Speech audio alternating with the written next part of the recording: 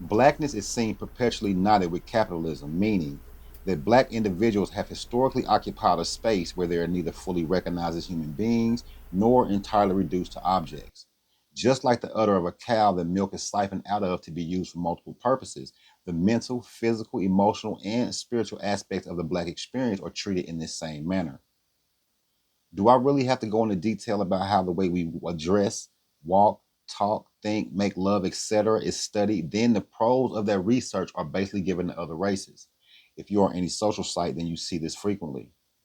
While the cons are then reworked through the system of psychology, sociology, then given back to us so they can then observe which cons we turn into pros, just to water our experience down even further.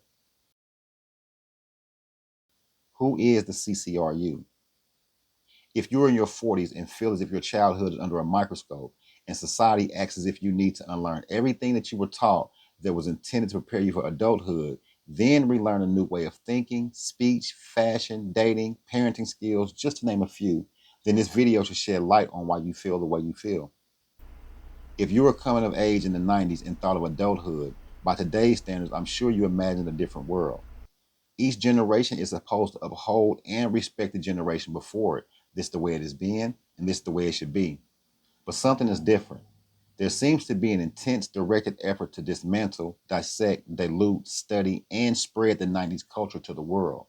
Also, if your eyes are open, then you see the blatant directed effort to create laws, policies, and ordinances to get people to behave in a way that makes even the most God-fearing person unknowingly, indirectly worship the Baphomet specifically, but also other gods.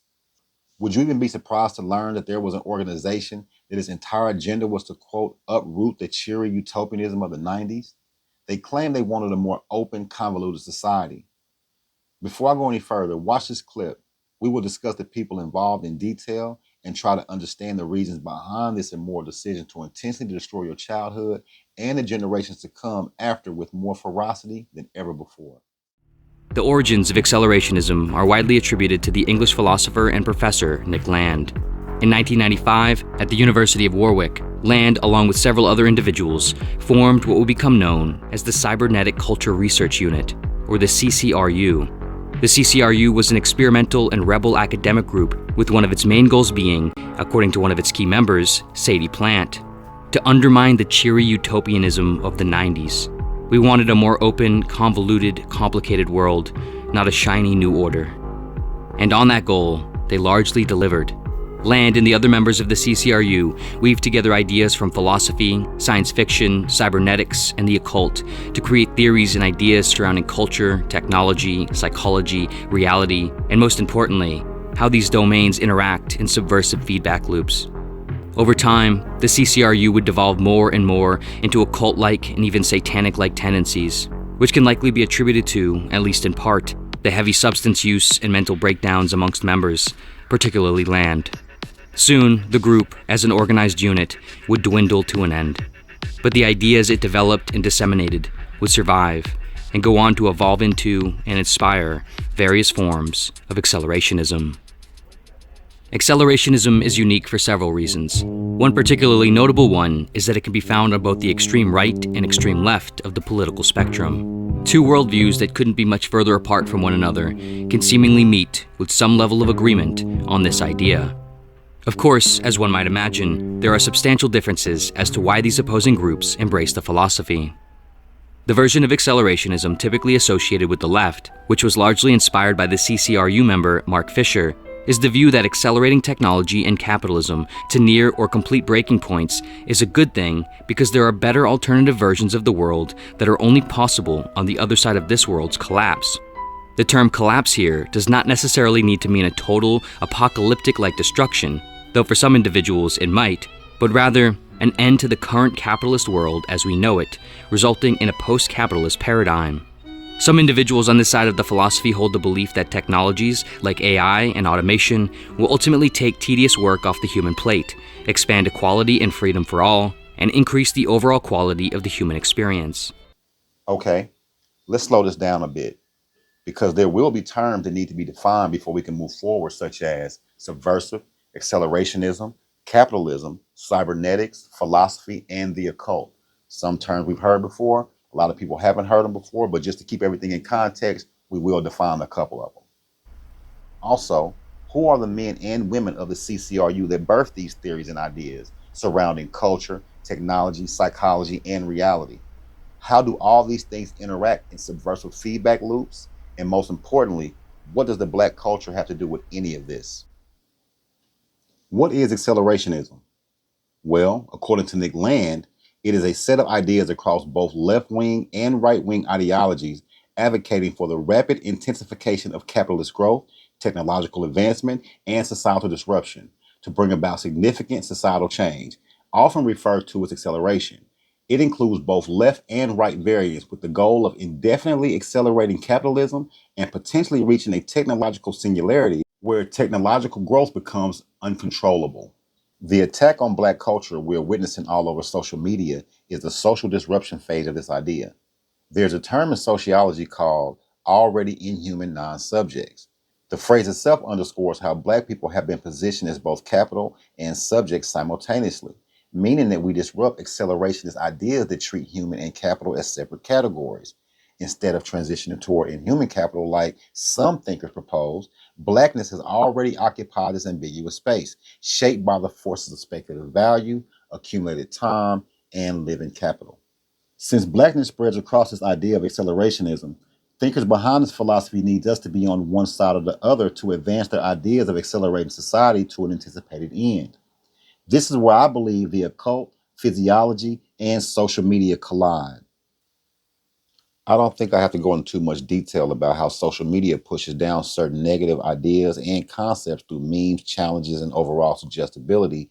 And then these actions become physiological, meaning actions committed by muscle memory depending on the stimulus, no matter how destructive, just to keep generations constantly falling into the category of speculative value, accumulated time, and living capital. John B. Watson, a psychologist in the 1920s, quoted, "Give me a dozen healthy infants, well formed, in my own specified world to bring them up in, and I'll guarantee to take any one at random and train him to become any type of specialist I might select: a doctor, a lawyer, an artist, a merchant, a chief, and yes, even a beggar man and a thief, regardless of his talents, penchants, tendencies, abilities, vocations, and race of his ancestors." Land and the other members of the CCRU weave together ideas from philosophy, science fiction, cybernetics, and the occult to create theories and ideas surrounding culture, technology, psychology, reality, and most importantly, how these domains interact in subversive feedback loops. Now let's talk about the reasons why the collection of your data is so important. Do you remember when I said this? Do I really have to go into detail about how the way we address, walk, talk, think, make love, etc. is studied? Then the pros of that research are basically given to other races.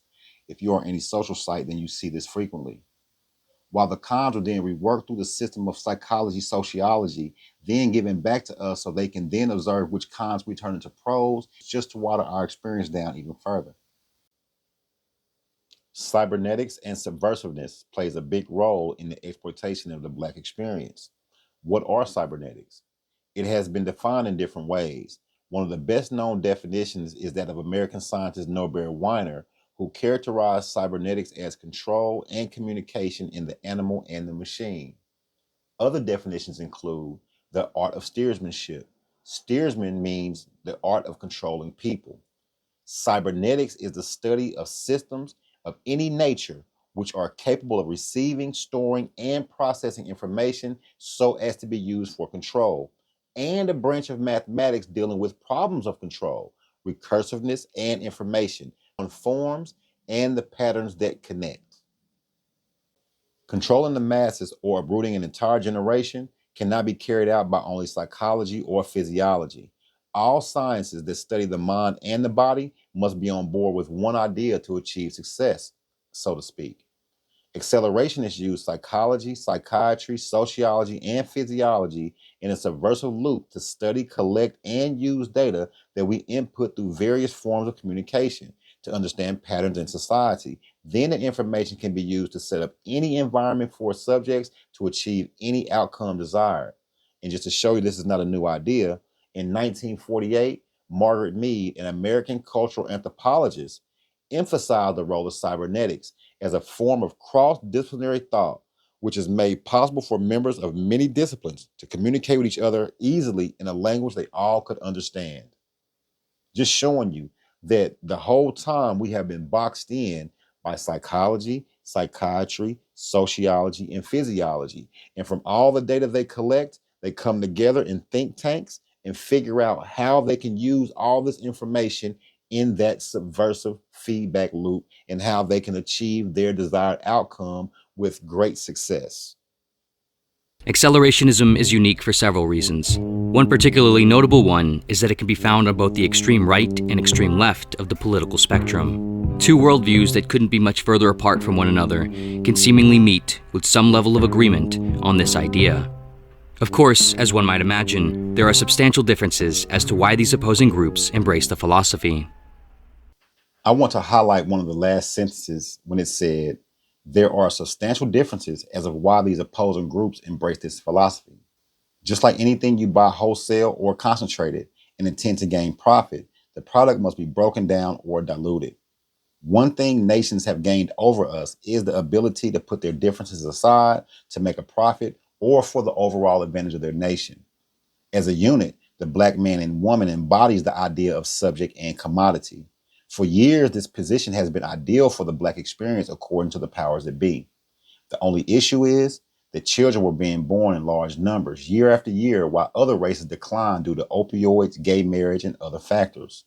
So, in my opinion, the reason you see a coordinated effort to drive a wedge between the last generation of black men and this current generation, it is to place the man as subject separately from the woman as commodity.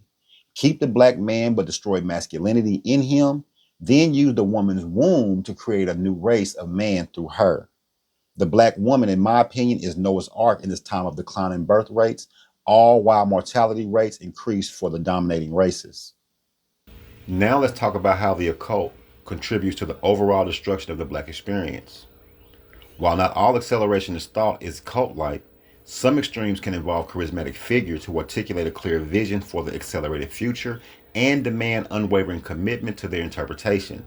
This mirrors the role of a cult leader who dictates doctrine and expects unquestioning loyalty. I'm going to go ahead and just speak some truths, if you don't mind. Please. Yes. Because my understanding, based on reports I'm getting from campaigns and communities, is that we have not yet seen the same kinds of energy and turnout in all quarters of our neighborhoods and communities as we saw when I was running. I also want to say that seems to be more pronounced with the brothers. So if you don't mind, just for a second, I'm going to speak to y'all directly. Understands the struggles and pain and joy that comes from those experiences and overcome.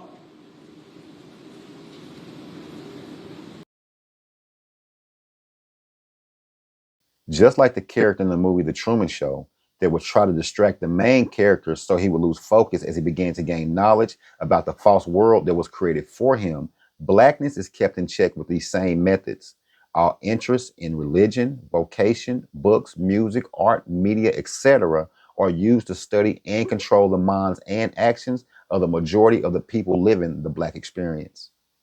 You also were active in the infiltration of many cultural groups. Before we go into that step by step, how much research and study did the FBI engage in of black culture in the late 60s?